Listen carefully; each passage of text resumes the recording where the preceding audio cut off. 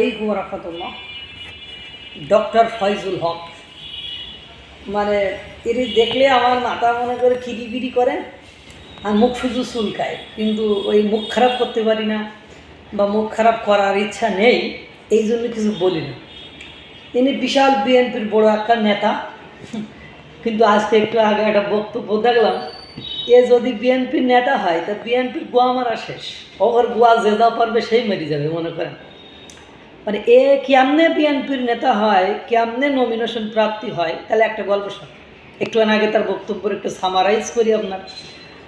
সে বলতেছে আমি আমার পিএইচডি মানে গবেষণা করে আমি দেখেছি বাংলাদেশে মুক্তিযুদ্ধের প্রশ্ন, স্বাধীনতার প্রশ্নে, সার্বভৌমত্বের প্রশ্নে শুধুমাত্র একমাত্র দেশপ্রেমিক দল হলো ইসলামপন্থী দলগুলো।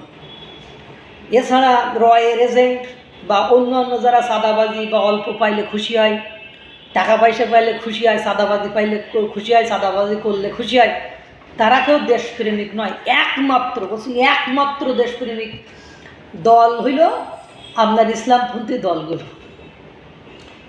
এখন কথা হলো বলছে আপনাদের এই জিলাপির লোভ দিকে এদিকে তা দেখিয়ে আপনাদেরকে ওই দলগুলো রয়ের এজেন্টরা, তারপর ওই যে বিএনপির কথা বললো, মানে ইসলামপন্থী দল বাদে বাকি সব দলগুলো তারা দেশপ্রেমিক নয়, তারা লুবি সাদাবাজি বিভিন্ন দেশের এজেন্ট হিসাবে কাজ করে, সেটা উনি স্পষ্ট করেছেন। এবং আর একটা কথা উনি বলেছেন যে আপনারা এই জিলাপির লোভে, এর লোভে, তার লোভে নিজেদের ভিতরে দ্বন্দ্ব বাঁধান, আপনাদের ঐক্য নেই। এই ঐক্য না থাকার কারণে আপনার যেখানে বিসিএস ক্যাডার হওয়ার কথা সেখানে আপনি চাকর হিসাবে একটু মোনাজাত করে জিলাপি খেয়ে বাড়ি আসেন।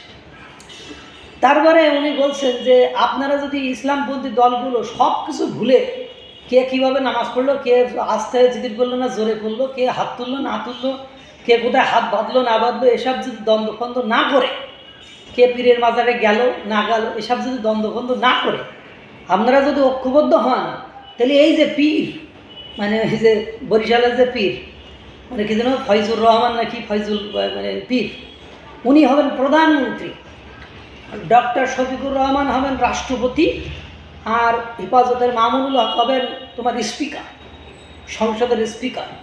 মানে আপনারা যদি সব কিছু ভুলে ঐক্য থেকে আপনারা একত্রিত থেকে, আমি আবার সে বলতে আমি ইসলামকে ভালোবাসি, ইসলাম মনে প্রাণে পালন করি, আমার গবেষণায় আমি দেখেছি একমাত্র দেশপ্রেমিক দল হলো ইসলামপন্থী দলগুলো, তাছাড়া বাংলাদেশে আর কোনো দেশপ্রেমিক দল নেই। হাইরে বিএনপি, বিএনপির আসলে নাক লজ্জা আছে কি না আমার সন্দেহ হচ্ছে, এই কারণে যে এই ধরনের কর্মী সে রাখলো কেমনে তারা, বা এই ধরনের কর্মীকে তারা কেমনে স্বীকার করে নিল।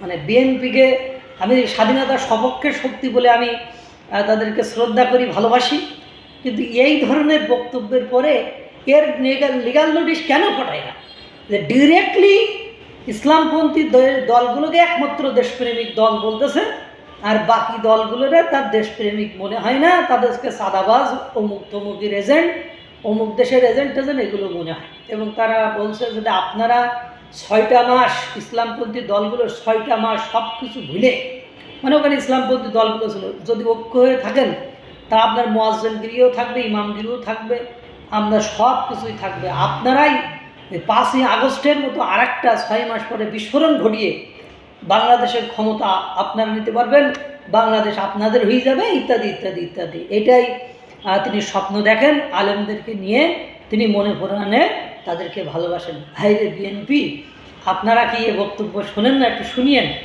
শুনে একটু দয়া করে ওই যে দুলুবুলুর লিগাল নোটিশ পাঠিয়েছেন, এগো একটু লিগাল নোটিশ পাঠিয়েন, আর নাহলে বলিয়েন যে সে আমাদের দলের কেউ নেই, একটু বিবৃতি দিয়ে, নাহলে ওই যে আপনাদের দলের লোক ওই সব ওই ইসলামপন্থী দলের মধ্যে চলে যাবেন, নেতাই তো এই অবস্থা, তাহলে আমরা আর কী করব।